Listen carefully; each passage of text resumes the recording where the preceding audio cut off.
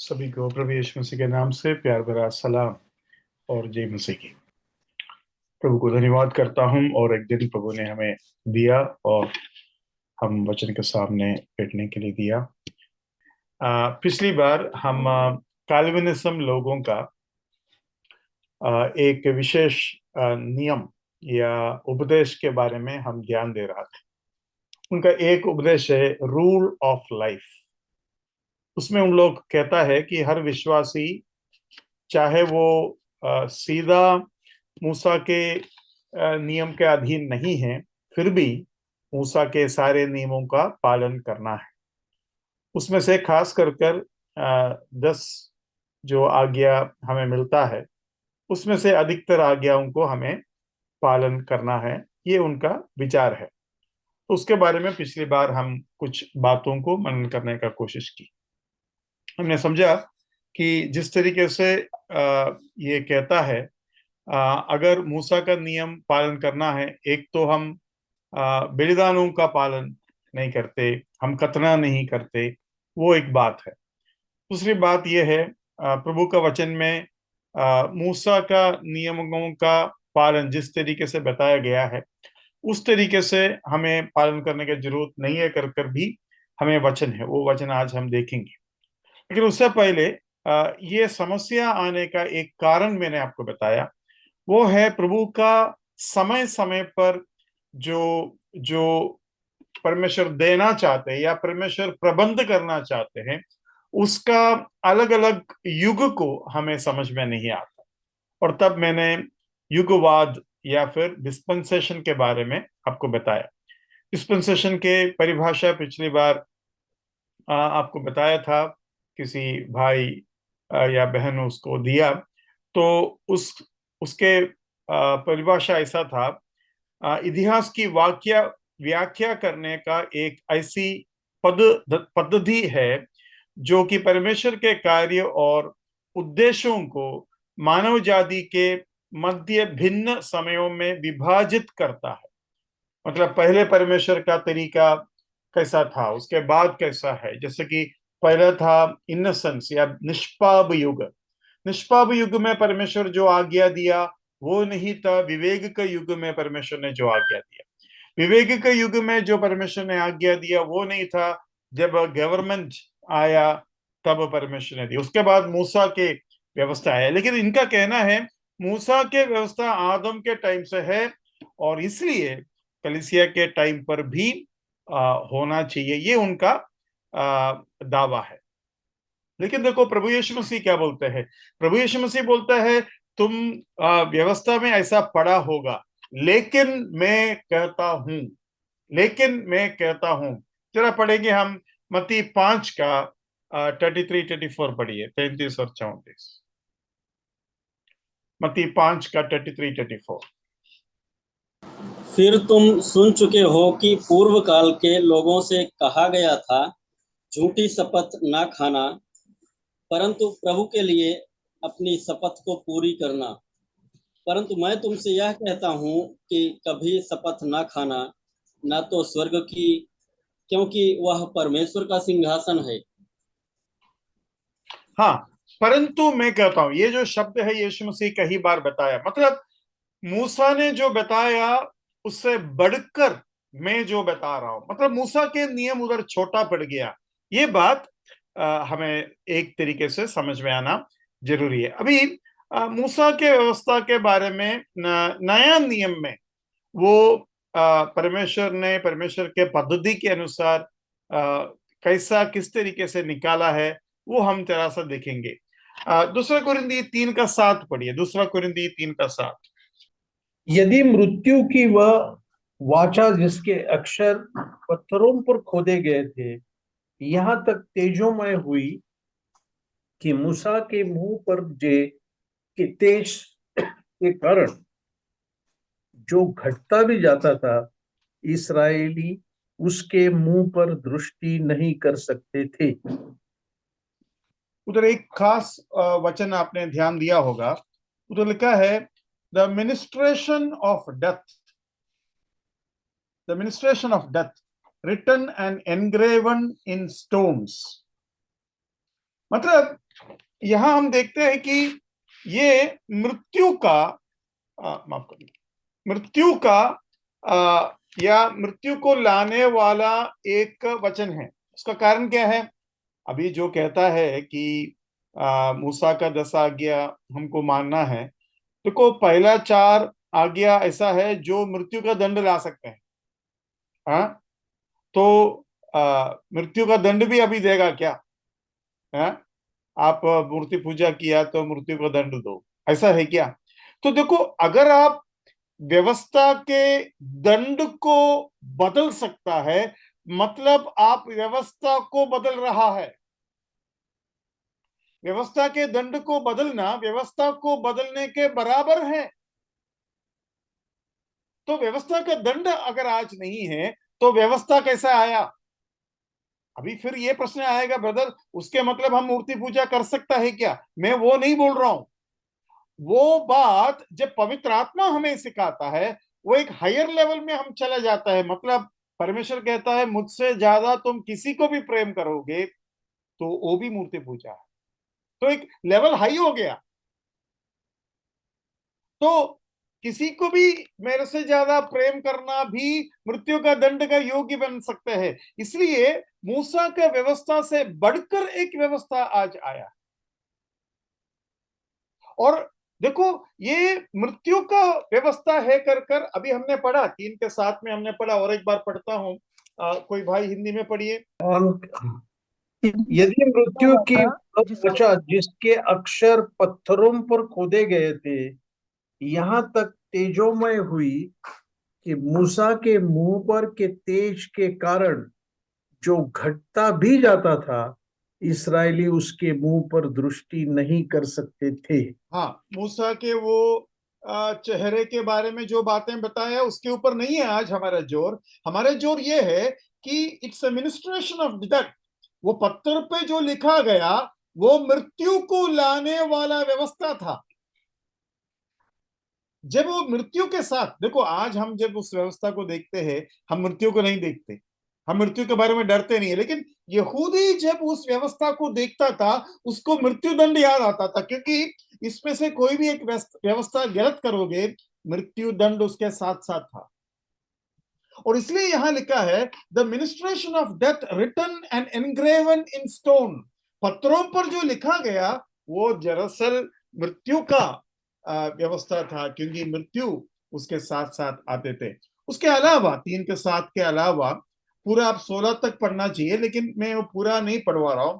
लेकिन आप 11 जरा पढ़िए, 11 के बाद हम 13 पढ़ेंगे, लेकिन 11 को जरा पढ़िए। क्योंकि जब वह जो घटता जाता था तेजोमय था तो वह जो स्थिर रहेगा और भी तेजोमय क्यों न होगा। हाँ, जो घटता जाता था वो तेजोमय था, लेकिन जो स्थिर रहेगा वो और तेजोमय रहेंगे। मतलब आज जो व्यवस्था का पीछा हम करते हैं वो मूसा के व्यवस्था नहीं है, वो स्थिर रहने वाला व्यवस्था है, और वो आत्मा का व्यवस्था है। ये मूसा के व्यवस्था घटने वाला था, जाने वाला था। इंग्लिश में लिखा है the passing away was glorious. जो नियम जा रहे थे वो भी महिमा से भरा हुआ था। What remains is much more glorious. जो लेकिन टिकेगा, जो जाएगा नहीं, वो कितना अधिक जो है महिमा का योग्य होगा। तो आज टिकने वाला एक व्यवस्था हमारे पास है। मतलब ये व्यवस्था जो आज हम पालन करते हैं वो नहीं बदलेगा। आत्मा का हम जब चलाया जाता है, आत्मा के द्वारा जब हम चलाए जाते हैं, वो जो महिमा है वो जाने वाला, नष्ट होने वाला, या इसको बदले पर और एक व्यवस्था आएगा, ऐसा नहीं। ये आपको समझ में आना है। उसका 13वां पद बढ़िए, 13वां पद। और मूसा के समान नहीं जिसने अपने मुंह पर पर्दा डाला था ताकि इसराइली उस घटने वाले तेज के अंत को न देखे। हाँ, यहां भी घटने वाला व्यवस्था या महिमा दिखा रहे। यहां मूसा के चेहरे पर जो महिमा था उसका जिक्र करते हुए मूसा के वो महिमा व्यवस्था से जुड़ा हुआ है कर कर यहां जो है बताया जा रहा है। अभी ये घटेगा जो शब्द है, पासिंग अवे, ये सब जो शब्द है वो शब्द के लिए इस्तेमाल किया है काटार्जियो। काटार्जियो, KATARGO। ये शब्द इन तीनों वचन में, दूसरा कुरिन्थी 3:7, 3:11 और 3:13, तीनों वचन में काटार्जियो बोलकर ग्रीक शब्द को इस्तेमाल किया है, जिसका मतलब है to abrogate, to cancel, to bring to an end. मतलब इसको कैंसल करना, इसको अंत में लाना, इसको निकाल देना। अभी काटार्जियो जो शब्द है, वो ही शब्द,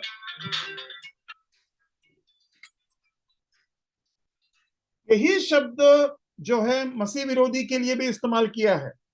तो मसीह विरोधी के लिए जो शब्द इस्तेमाल किया है वो भी काटार्जियो है। जरा देखिए दूसरा थिस्सलुनी 2:8। तब वह अधर्मी प्रकट होगा जिसे प्रभु यीशु मसीह अपने मुंह की फूंक से मार डालेगा, और वह अपने आगमन के तेज से भस्म करेगा।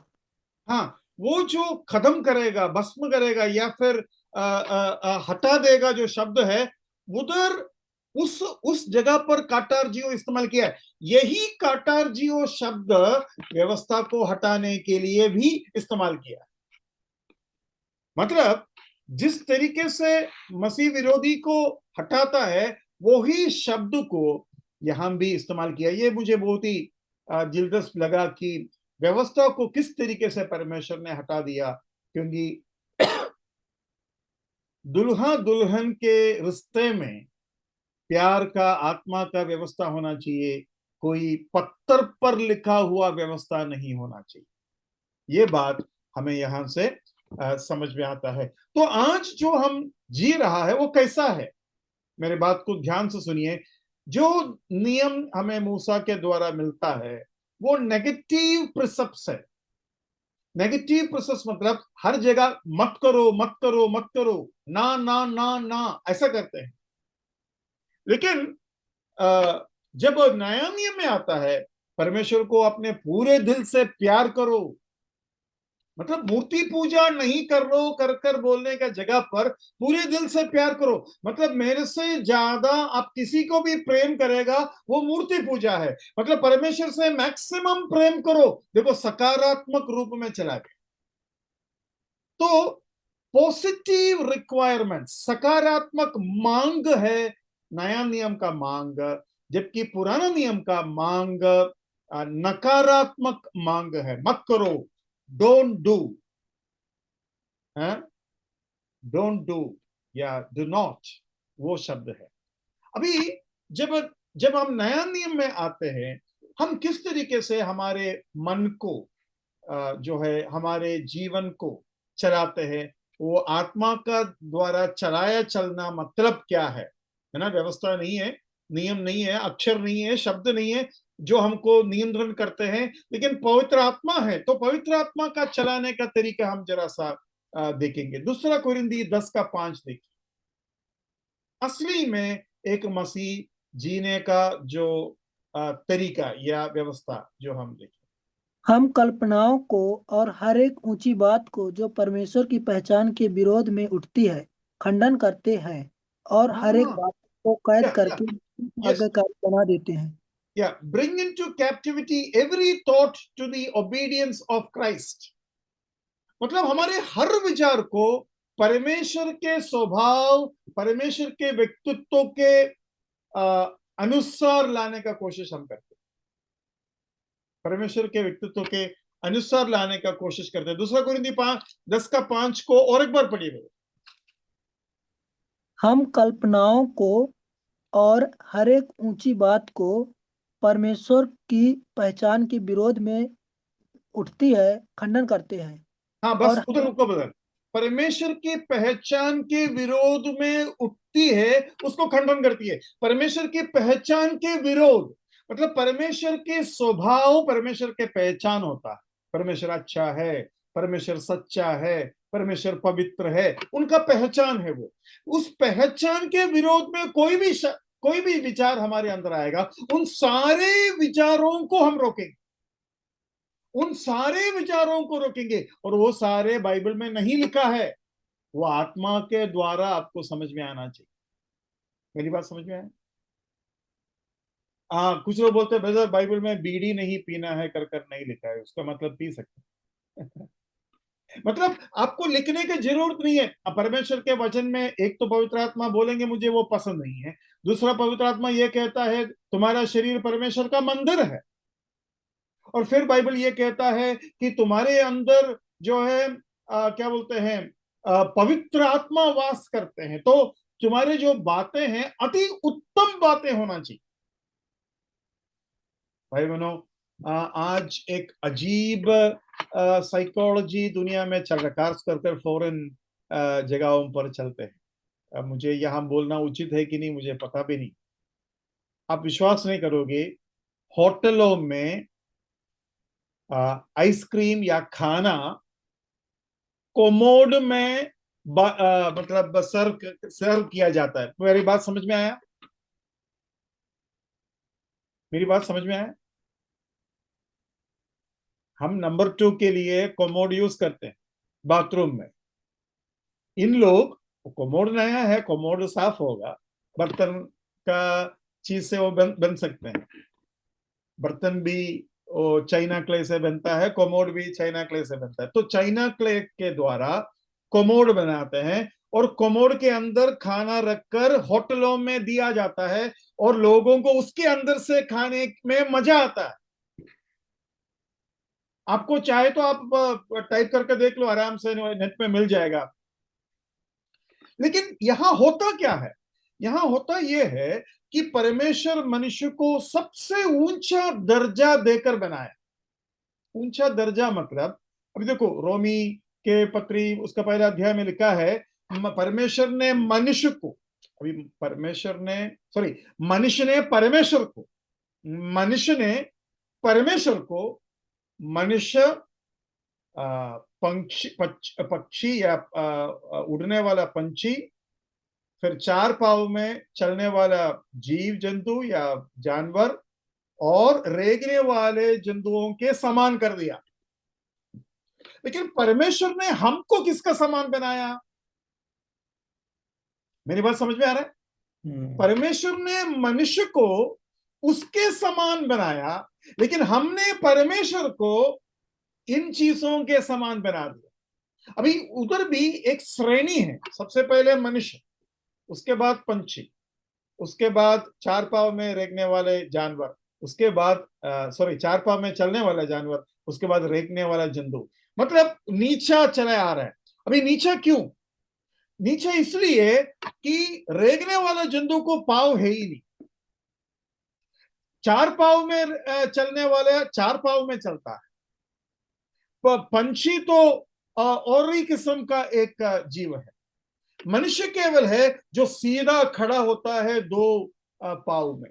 आपने देखा कोई जानवर है जो मनुष्य जैसे सीधा खड़ा होता है?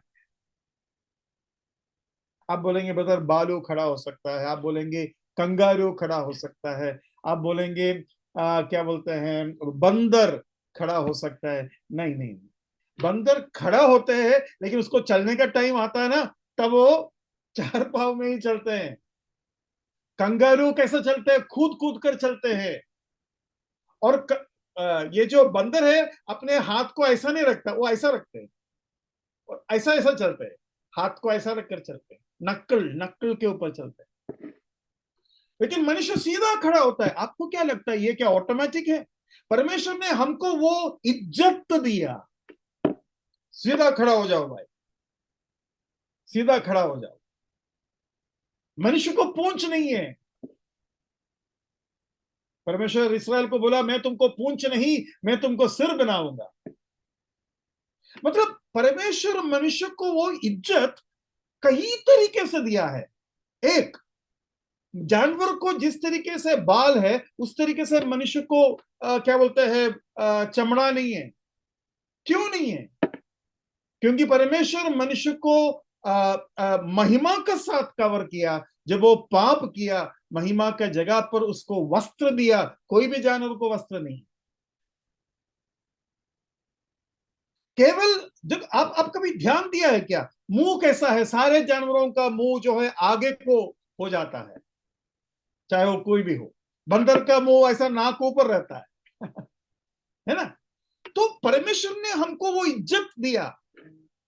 हमारे नाखून बहुत ही मुलायम नाखून है। ऐसा मुलायम नाखून और कोई जानवर को दिखा सकते हैं? सारे जानवर अपने नाखून के बलबूते से आराम से पेड़ को चढ़ते हैं, लेकिन हम अगर नाखून से कुछ कर देगा ना, नाखून निकल के आ जाए। हमें परमेश्वर ने इज्जत दिया। और हमारे हमारे हमारे जीवन के हर शरीर, जैसे कि जानवर जो खाते हैं उस तरीके से अगर हम खा लिया तो हम क्या बोलते हैं, हम बीमार पड़ जाएंगे।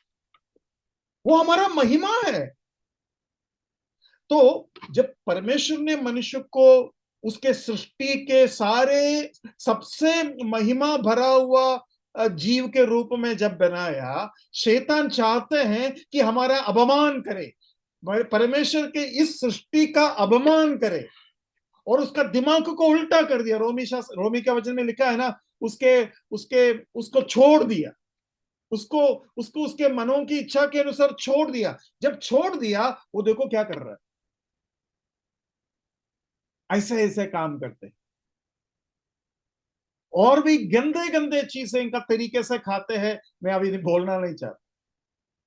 मतलब उल्टा विपरीत जो विवेक का सभ्य। अभी देखो, ये जो कपड़ा सबके फाड़ कर, अभी जीन्स फाड़ कर पहनते हैं, वो क्या है वो चीज? हाँ जी, जो खूबसूरत है वो हमेशा खूबसूरत रहता है, लेकिन जो बदसूरत है उसको खूबसूरत बनाने का उल्टा दिमाग। और उल्टा दिमाग शैतान हमसे जब करवाते हैं, हमारे अंदर परमेश्वर से बलवा करने का वो तरीका भी आता है। शरीर में एक एक रंग, एक एक टाटू करना। परमेश्वर हमारे शरीर में कोई भी उस तरीके का दाग नहीं रखा, जैसा जीब्रा में है, जैसा जिराफ में है, जैसा टाइगर में है। परमेश्वर हमको दे सकता था, लेकिन परमेश्वर ने नहीं दिया। वो सबसे महिमा हमें देने के लिए एक प्लेन चमड़ा हमको दिया। सारे जानवरों, कुत्तों में अलग अलग रंग आते हैं, है ना, लेकिन हमको ऐसा अलग अलग रंग नहीं दिया। तो हमको परमेश्वर इज्जत दे रहा है। इज्जत देने के लिए परमेश्वर ने ऐसा किया। परमेश्वर हमें ऐसा बनाया कि हम एक जीवन साथी के साथ रहे। हम हमें हमें माँ बाप का पहचान हो, बेटी और बेटा का पहचान हो। हम यूं ही जो है किसी से भी जो है संबंध में नहीं आते। तो ये सब तरीका परमेश्वर ने मनुष्य को दिया। तो मैं आपको ये बताने का कोशिश कर रहा हूं कि परमेश्वर जब इस तरीके से मनुष्य को इज्जत दिया, परमेश्वर चाहता है कि हम परमेश्वर के उस दर्जा में सोचने वाले लोग भी बने। लेकिन शैतान चाहते हैं हम एकदम गिरा हुआ तरीका से सोचे। और फटा हुआ कपड़ा पहनना एक एक फैशन जो हो गया, उसको कम से कम विश्वासी लोग समझना चाहिए। ये छिप छिप कर शैतान हमारे पीछे हंसते हैं जब हम ऐसा करते हैं। जो सुंदर है वो सुंदर है, उसमें कोई प्रॉब्लम नहीं है, लेकिन जो बदसूरत चीजें हैं उसको सुंदर बनाने का कोशिश ना करें। ओके, अभी हम दूसरा और एक वचन देखेंगे कि एक विश्वासी का मन का भावना परमेश्वर जो चाहता है वो केवल मूसा के व्यवस्था जैसा नहीं है, उससे बढ़कर है। इस बात को बताने के लिए एक बहुत ही अच्छा एक अध्याय है, जो पूरा पढ़ेगा तो अच्छा रहेगा, लेकिन हम एक ही वचन पढ़ेंगे, रोमी 14:23। परंतु जो संदेह करके खाता है वह दंड के योग्य ठहर चुका, क्योंकि वह विश्वास से नहीं खाता, और जो कुछ विश्वास से नहीं वह पाप है। हाँ, जो कुछ विश्वास से नहीं है वो पाप है। जो कुछ विश्वास से नहीं है वो पाप है।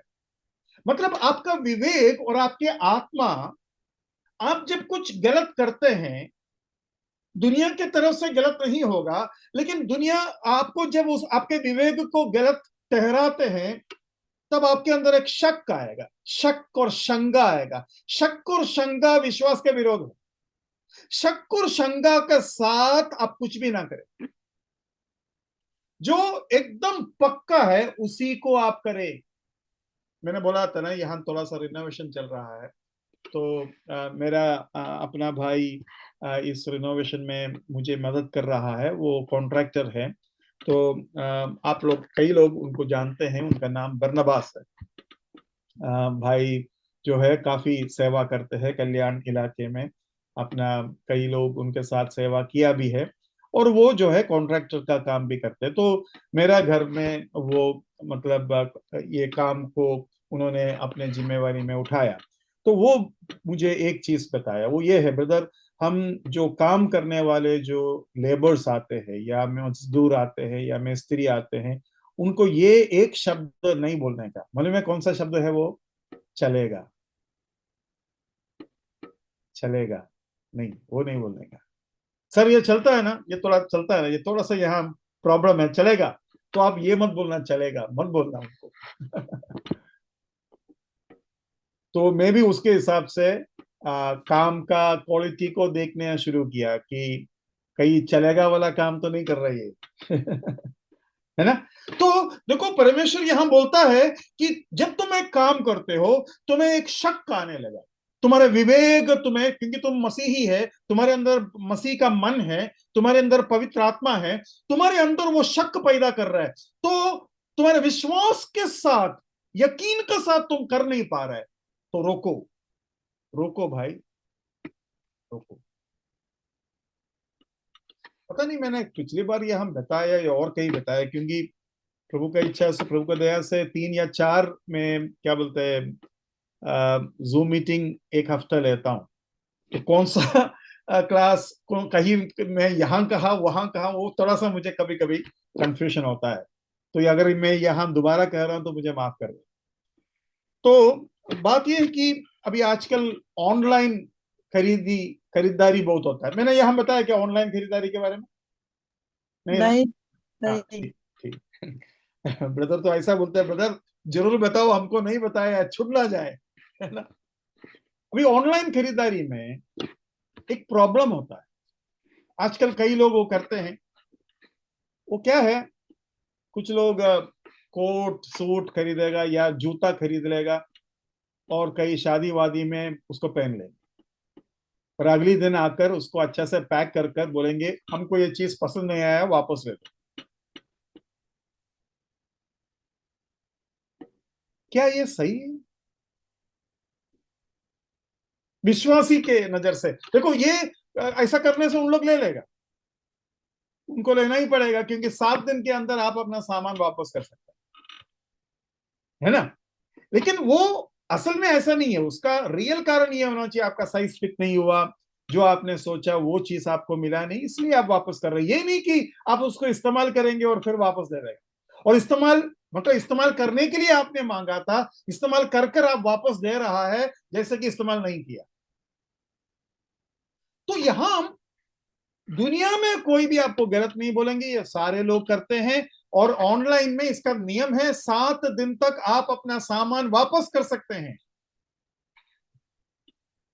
लेकिन मैं आपसे पूछ रहा हूं, आपका विवेक, आपके अंदर का पवित्र आत्मा, जिसके अंदर जीवन आया है, मरा हुआ आदमी का विवेक भी मरा हुआ, मरा हुआ आदमी का विवेक मरा हुआ विवेक, नो प्रॉब्लम। उसके अंदर पवित्र आत्मा क्या है? उसके खुद के आत्मा मरा हुआ, तो उसको जो लगता है वो करने दो। लेकिन इसका हम जो काम कर रहा है ना, उसके विरोध में कोई मतलब नियम नहीं है। लेकिन मैं आपसे पूछ रहा हूं, क्या हम ये कर सकते हैं?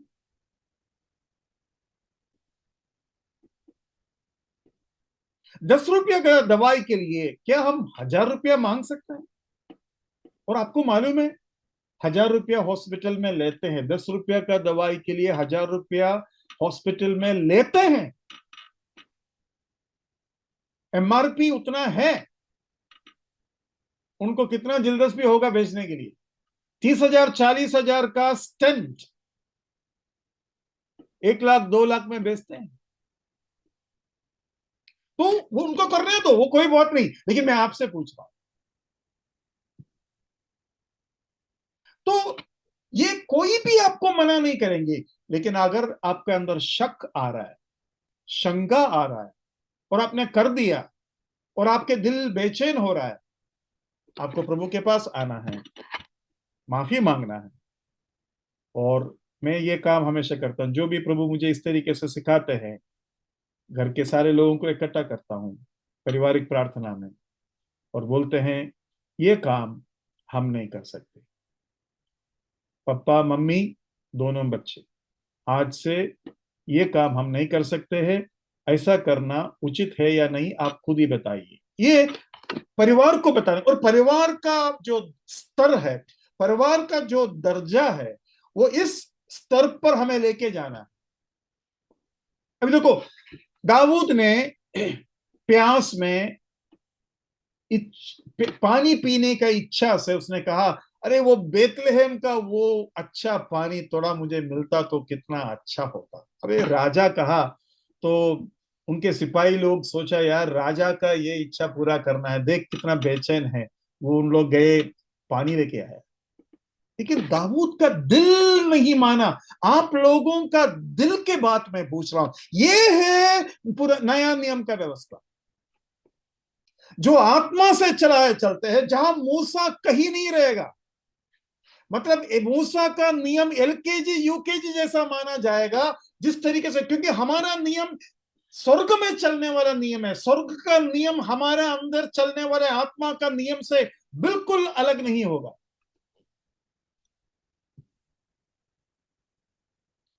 हम, बाइबल में ये लिखा है, हमें स्वर्ग स्थानों में बिठाया गया। एक दिन एक विश्वासी बाइक में जा रहा था ऑफिस के लिए, सुबह सुबह। तो सुबह कुछ 6 बजे 7 बजे समझो, कोई नहीं है रास्ते में। 6 बजे 7 बजे सुबह सुबह वो जा रहे, एकदम साफ सुथरा एक जगह पे जा रहे। ये रियली हुआ, ठीक है। तो उसने रोड में कम से कम 5-6 बड़ा बड़ा अच्छा ऑरेंज पड़ा हुआ देखा। ऐसा किसी के हाथ से गिर गया होगा रात को कुछ, ये सुबह की बात है। 4-5 ऑरेंज उधर पड़ा है। मैं समझता हूँ वो ऑरेंज उठाना कोई गलत नहीं है, क्योंकि उसका मालिक को पता नहीं है कहाँ गिरा, और वो चला गया। अभी 4-5 ऑरेंज है। लेकिन वो भाई को प्रभु ने कहा, अरे तुम राजा का बेटा है, राजाओं का राजा का बेटा है, ये उठाना कोई गलत नहीं है, लेकिन एक राजा और राजकुमार के लिए फिटिंग है क्या? तुमको मैं देता हूं यार ऑरेंज, कितना चाहिए? मैं आपको बार बार कहता हूं, वो ऑरेंज उठाना मुझे नहीं लगता गलत है, लेकिन अगर प्रभु ने ऐसा कह दिया, प्रभु सभी से शायद ऐसा नहीं कहेंगे, प्रभु उल्टा भी कर सकते हैं।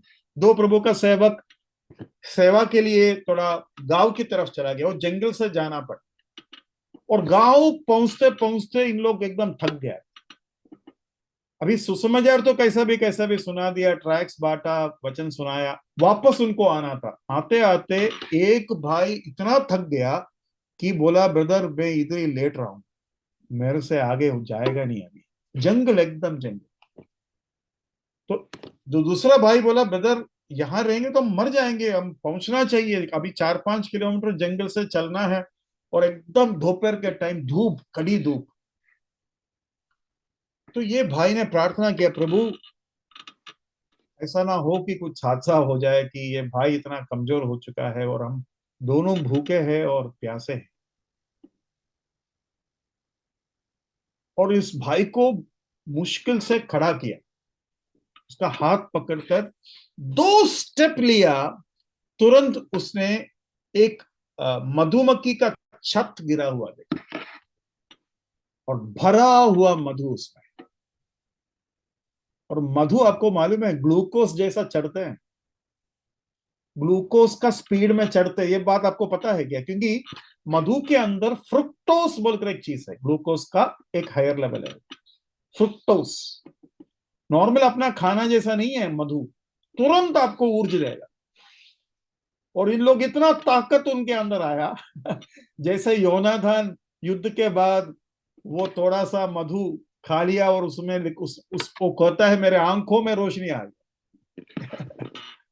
तो ऐसा हो गया। तो प्रभु देखो कौवे के द्वारा भी आपको खिलाता है, वो एक अलग बात है, लेकिन अगर प्रभु ने मना कर दी, अगर प्रभु ने मना कर दी, तो मैं कहता हूं प्रभु के उस अगुवाई को सुनने से अगुवाई पर चलने वाला व्यक्ति आप बनते हैं, चाहे बात कुछ भी क्यों ना, बात कुछ भी क्यों ना हो, वो कभी ऑरेंज होगा, कभी और कुछ होगा, है ना। लेकिन समय समय पर प्रभु का अगुवाई, जैसे बाइबल में लिखा है ना, वो तुम्हें हर सच्चाई में चलाएगा, हर सच्चाई में चलाएगा। तो जीवन के कई ऐसे मोड़ है जहां आपको सच्चाई पे चलाएगा। मैंने आपको एक बार बताया था ना, एक प्रभु का सेवक को हॉस्पिटल में जाने के बाद वापस घर जाने के लिए उसके पास पैसा नहीं था। पत्नी है और वो खुद है, खड़े है बस स्टैंड में, और उसको चाहिए केवल 10 रुपया। उस समय ये कुछ 20-25 साल पहले के, केवल 10 रुपया चाहिए। अभी एक आदमी भागा भागकर उसके पास आकर बोलता है, ब्रदर मैं कई दिन से सोच रहा हूं कि आपको एक फेलोशिप देने के लिए, लेकिन मेरे पास कुछ भी नहीं है, केवल 10 रुपया है, आप कृपया इसको लीजिए, बोलकर वो भाग गया। और उस 10 रुपया से वो बस चला। तो ये सबसे सुंदर जीवन है अगर आप अगुवाई के अनुसार चलते हैं। ऐसा कभी हुआ है आप कहीं जाने के लिए तैयार हो गया और प्रभु ने आपको अगुवाई दी, मत जाओ, और आप वापस चला गया, आपको नहीं मालूम क्यों प्रभु ने कहा आपको, लेकिन आपके अंदर शंका आ गया, आपके अंदर प्रभु ने कहा मत जाओ, आप वापस चला गए। एक छोटी सी चीज बताता हूं, पता नहीं मैंने आपको बताया कि नहीं, मैं सिद्ध औषध के बारे में आपको बताया सिद्ध औषध बताया कभी? नहीं। हाँ एक आयुर्वेदिक मेडिसिन है। मैं एक आयुर्वेदिक डॉक्टर के पास गया और मुझे बोला मेरे को क्या बोलते हैं, इन दिनों में भूख थोड़ा कम है और कुछ भी खाते हो तो फिर क्या बोलते हैं जल्दी ही पेट भर जाते हैं, तो क्या बोलते हैं मुझे थोड़ा सा ये सब ठीक होने के लिए कुछ दवाई दे दो। तो उसने 1-2 दवाई दिया और उसने उसके बाद एक छोटा दवाई देने के बाद कहा यह सिद्ध औषध है, सिद्ध औषध है, इसको सुबह 3:30-4 बजे के बीच में खाली पेट खाना। हाँ, 3:30-4 बजे के बीच में खाना है इसको। उसको ले लिया, घर पे चला गया, अलार्म रखा, आराम से अपने सो गया, अलार्म बजा, उठा, उठते ही प्रभु ने कहा तुम वो नहीं खाओगे। मैं बोला प्रभु डॉक्टर के पास गए तब आपने रोका नहीं, पैसा देकर खरीदा तब आपने रोका नहीं, बेकार में मैंने अलार्म भी रख दिया, नहीं तो मैं आराम से सो जाता, अभी 3:30 बजे उठाऊं, है ना। अभी क्यों बोल रहे हो प्रभु, है मुझे खाने दो, नहीं तुम नहीं खाओगे। मैं बोला पता नहीं क्या हो गया, प्रभु मुझे मना कर रहा है। मैं थोड़ा देर प्रार्थना किया, फिर सो गया। अगले दिन उठा, उठते ही मैं इंटरनेट खोला, सिद्ध औषध क्या है करके ढूंढा। तो आयुर्वेदिक में सारे मेडिसिन जैसा बनता है वैसा नहीं है सिद्ध औषध। सिद्ध औषध इस तरीके से बनाते हैं, एक खासियत उसमें यह है वो एक ही मेडिसिन होगा, उसका कोई कोर्स वोर्स नहीं होंगे, वो एक ही मेडिसिन होगा, एक शॉट में खत्म कर देगा प्रॉब्लम। लेकिन उसको बनाते वक्त तंदर मंदर करते हैं और इसलिए उसको सिद्ध बोलते हैं। सिद्ध मतलब परफेक्ट। परमेश्वर क्या बोलते हैं, कोई भी सिद्ध नहीं है, अगर कोई सिद्ध है तो केवल परमेश्वर है। तो अचानक ये दवाई कैसे सिद्ध हो गया, है ना। तो तुरंत प्रभु उसके द्वारा मेरे से बात की, बेटा ये जो है खाने से तुम्हें कुछ नहीं होने वाला है, लेकिन मुझे पसंद नहीं है तुम ये खाते हो। बाइबल में लिखा है कि तंतर मंतर इसराइल के ऊपर असर नहीं करेगा, लेकिन बालाम तंतर मंतर के द्वारा इसराइल को श्राप देने का कोशिश की, परमेश्वर ने श्राप देने भी नहीं दिया। अरे तुम कितना भी दे दो मेरे बच्चों को कुछ नहीं होगा, ऐसा नहीं था। कुछ होगा या नहीं होगा वो अलग बात है, लेकिन तुमको बोलने भी नहीं दूंगा। ये बात आपको समझ में आ रहा है? तो हमारा एक दर्जा है। यहां काम करने वाले अलग अलग लोग आते हैं। तो आज एक आदमी दूसरे आदमी को एक छोटा सा गाली दी, तो मैं तुरंत उनके पास गया और कहा, देखो ये प्रार्थना करने वाला घर है और मैं एक भक्त हूं, आप कृपया गाली ना दे, और आपको कुछ तंबाकू वंबाकू खाना हो तो घर के बाहर खाना। लोग बोला ठीक है साहब, ठीक है साहब, ऐसा करेंगे। उनको 2 बार फिर मुझे बोलना पड़ा, क्योंकि उनका आदत है। उसके बाद फिर मैंने सुना नहीं। तो मतलब परमेश्वर का दिया हुआ वो दर्जा पर हम जब आते हैं, मूसा के आज्ञा कुछ भी नहीं है। मूसा का आज्ञा कहता है झूठ मत बोलो, लेकिन परमेश्वर के आत्मा ये कहता है झूठ मतलब इतना भी नहीं बोलना चाहिए कि और किसी को गलतफहमी भी आपके बारे में झूठ के रूप में बने। जैसे कि एक एग्जांपल बोलता हूं। एक प्रभु का सेवक बोल रहा था, ब्रदर मैं मेरा जरूरतों को ना किसी को नहीं बताता। हाँ मुझे अभी मतलब पैसा चाहिए, कुछ चाहिए, मैं किसी को नहीं बताता। लेकिन मैं अभी जैसे कि अभी मुझे 1 लाख रुपया चाहिए, मैं किसी को नहीं बताता। उसने बताया या नहीं बताया?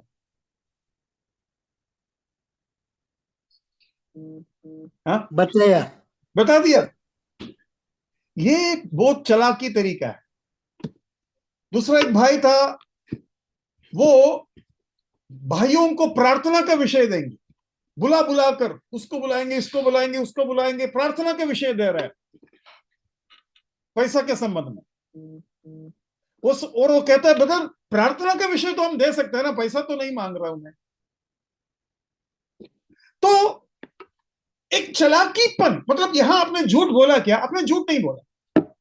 अभी दूसरा और एक चालाकीपन है, वो ये है, सोचो कि आपको 50,000 या 1 लाख या कुछ ऐसा जरूरत पड़ा।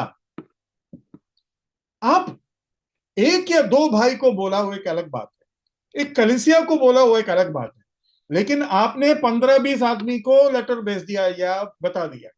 तो 20 आदमी अगर 5,000 या 10,000 भी आपको भेजे तो आपको कितना मिल गया?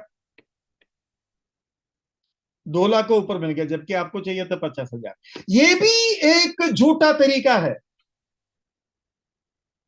तो मैं कभी कभी लोगों को पूछता हूं, ब्रदर आपने मेरे से पूछ लिया वो ठीक है, मैं थोड़ा कोशिश करता हूं, लेकिन अभी आप और किसी को मत बोलना। अगर और कोई आपको पूछते हैं, आपको देना चाहते हैं, तो आपको वो ये बोलना है, ब्रदर मुझे 30,000 मिल गया, अभी केवल 20,000 का जरूरत है। ऐसा नहीं है कि आप इसको कमाने वाला एक तरीका बना देंगे। और ये सब झूठ है। और बाइबल में, बाइबल के अनुसार, मूसा के नियम के अनुसार आपने झूठ बोला क्या? नहीं, आपने कहा झूठ बोला। मुझे 50,000 की जरूरत है, मैंने 50 लोगों को बता दिया। 50 लोगों को मैंने जो बताया सच बताया। अभी मैं उसके अंदर से कितना कमाने का कोशिश की वो अलग बात। तो ये सब अभी छोटी छोटी बातों को लेकर भी लोग रिक्वेस्ट करते हैं। ऐसा भी होता है, मेरा कलीसिया में एक जरूरत है, सच्ची में एक जरूरत है, लेकिन मेरे पॉकेट में मेरा व्यक्तिगत पैसा भी है, लेकिन फिर भी मैं दूसरों से पूछूंगा, अपने से खर्चा नहीं करूंगा। ये भी पवित्र आत्मा के तरफ से देखा जाएगा। पक्का पवित्र आत्मा बोलेंगे तुम जो बोल रहा है, तुम जो कर रहा है गलत कर। अच्छा, अनन्यास और सफीरा का पाप क्या है?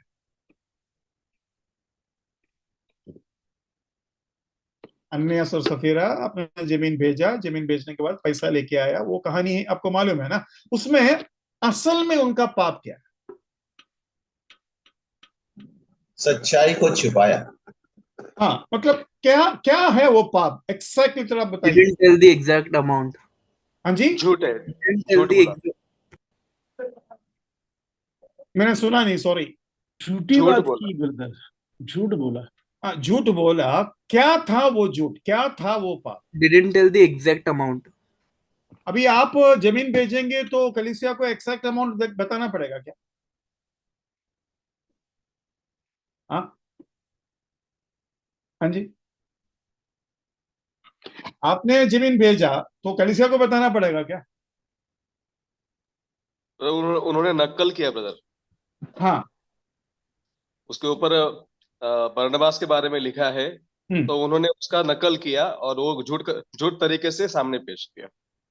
हाँ, मतलब उस उधर का झूठ क्या है एग्जैक्टली, ताकि विश्वासियों को, देखो ये विश्वासियों को समझाने के लिए हम कोशिश कर रहे हैं, एग्जैक्ट झूठ कहाँ है बताइए। Hypocrisy, hypocrisy. पवित्र आत्मा के विरुद्ध उन्होंने क्या, पवित्र आत्मा से झूठा बोला इसे। हाँ हाँ हाँ, एग्जैक्ट क्या है? आपने जो भी उत्तर दिया ना, सही उत्तर दिया, हिपोक्रेसी मान लिया, क्या है वो हिपोक्रेसी बताइए।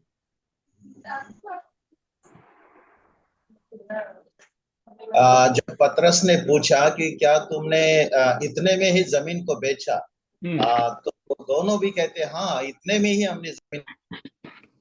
हाँ, तो झूठ क्या है? वास्तव में उन्होंने उतने में जमीन नहीं बेचा, बल्कि उन्होंने अपने लिए अलग करके रखा। हाँ, और पतरस ने बताया कि हमने इतने में ही जमीन को बेचा। हाँ, तो उनका कोशिश क्या था? अगर पतरस वो नहीं पूछते तभी भी पाप होता है ना। उन लोग झूठ बोला कि हमने इतने के लिए भेजा, अगर पतरस वो प्रश्न नहीं पूछते तभी भी पाप था। वो पाप क्या था? वो स्वार्थ है ब्रदर उनका। उसको स्पष्टीकरण कीजिए ना। पवित्र आत्मा की शिक्षा लिया। हाँ, पवित्र आत्मा के साथ उन्होंने छल किया, लेकिन वो क्या है? हमको धर्मी ही दिखाने का कोशिश किया। हाँ, खुद को धर्मी दिखाने का कोशिश की। हाँ, अपने अपने आप को जो दूसरे उदारता से परमेश्वर के कार्य के लिए देते हैं, वही उदारता हमारे अंदर भी है, ये जताने का कोशिश उन्होंने किया। और उसमें चालाकी दिखाया। यस यस, मतलब मैंने 100 रुपया का भेजा और मैं 90 जाके दे रहा हूं, लेकिन ये भावना दूसरों के अंदर पैदा कर रहा हूं कि मैंने 100 को भेजा, 100 दे दिया, या 90 को भेजा, पूरा 90 दे रहा हूं। बोला कुछ नहीं, उन्होंने बोला कुछ नहीं, लेकिन ये भावना लोगों को फील हो रहा है। तो पतरस बोला इतने के लिए भेजा क्या? अगर वो कहेंगे नहीं साहब, एक्चुअली 100 के लिए भेजा था, हम 90 दे रहे हैं, नो प्रॉब्लम, उसमें कोई प्रॉब्लम नहीं है ना। इसलिए पतरस बोलते हैं भेजने से पहले भी तुम्हारा है, भेजने के बाद भी तुम्हारा है, क्यों झूठ बोले? अरे आप 100 को भेजो, 50 दे दो, आप मत भेजो, नो प्रॉब्लम। लेकिन आप ये हम लोगों के अंदर पैदा करवाने का कोशिश कर रहा है कि हमने 90 के लिए ही भेजा, पूरे के पूरे 90 हमने बरनबास जैसे दिया। तो देखो, ये झूठ नॉर्मल रूप से देखा जाएगा, हमको समझ में नहीं आएगा, क्योंकि कुछ बोले नहीं। देखो, पतरस पूछने के बाद उन्होंने खुलेआम झूठ बोला। मैं वो नहीं बोल रहा हूं, उसके पहले ही पाप हो चुका था, वो पाप मैं पूछ रहा हूं। तो आपने जो भी उत्तर दिया ना, वो सही उत्तर दिया, लेकिन ये स्पष्टीकरण चाहिए ताकि विश्वासी ये स्पष्टीकरण के साथ जिए। मतलब आप जब कुछ बोलते हो, लोगों के अंदर जो भावना आते हैं वो, और आप जो बोलते हैं वो बराबर होना चाहिए। हम बोलते हैं ना, ब्रदर आओ ब्रदर कभी चाय कॉफी पीने के लिए, सच में बोलता है क्या? हाँ जी, भाई बहन घर पे आएंगे, चाय कॉफी कुछ नहीं पिलाएगा, और जाते वक्त बोलेंगे अरे ब्रदर चाय पी के जाओ।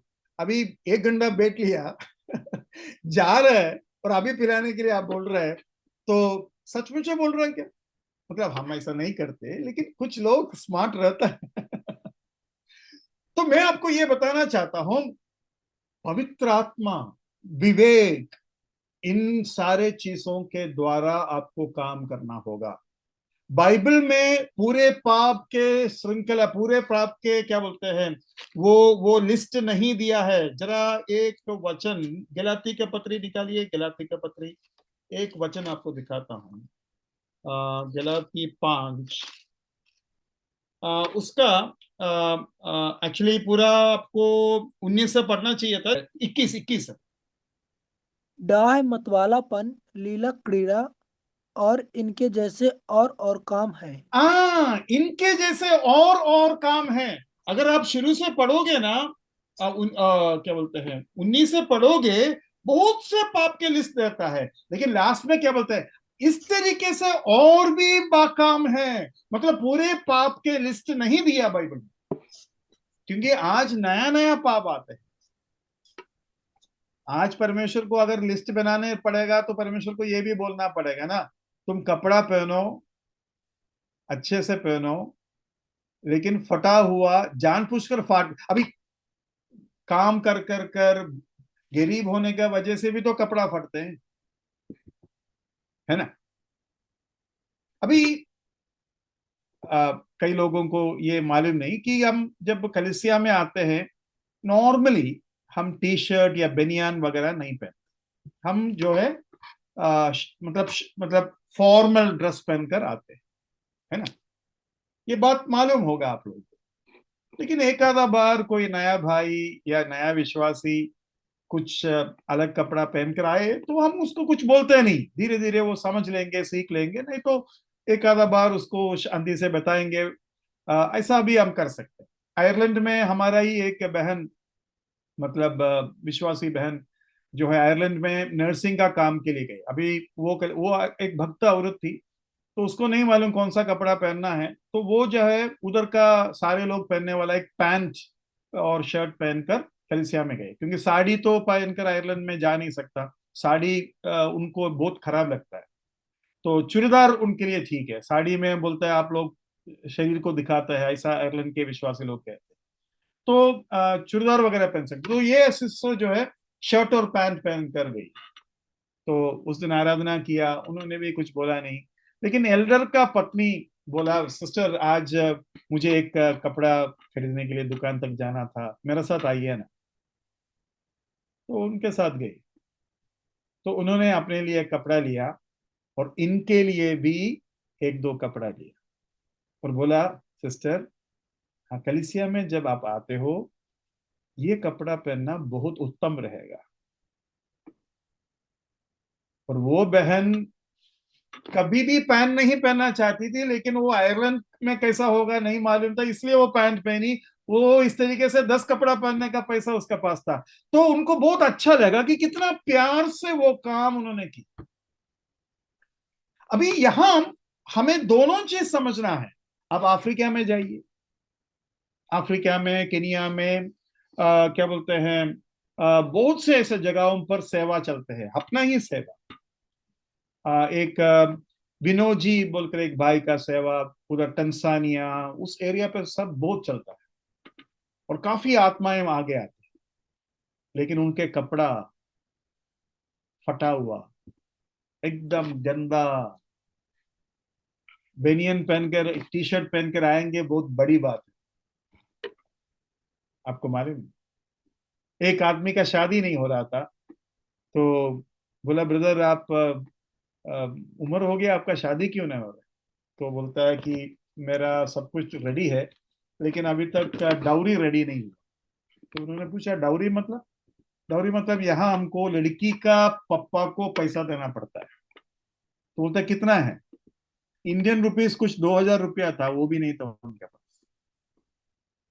इंडियन रुपीस 2000 रुपया होने से उनका शादी हो जाते हैं, लेकिन 2000 रुपया नहीं है उनके पास। अगर 2000 रुपया है, 1 साल आराम से जी लेंगे उन लोग।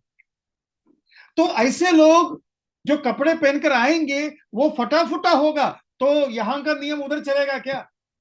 और उधर का नियम यहां चलेगा, और अफ्रीका में ऐसा पहनता है, मैं भी यहां ऐसा पहनूंगा।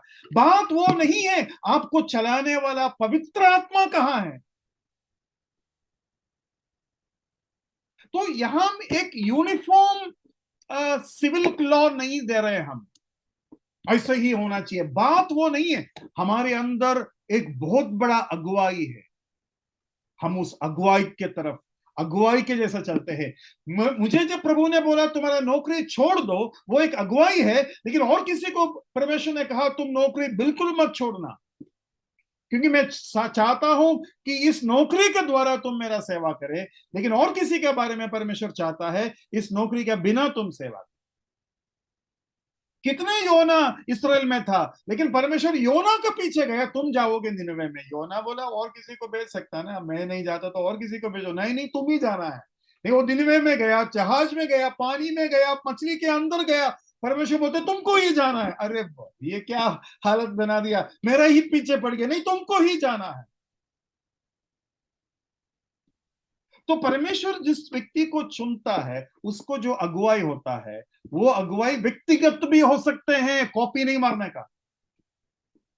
अगर मैं यहां उरन में आया, वो मेरा अगुवाई है, आप लोग मत आना लेकिन अगुवाई है तो आना।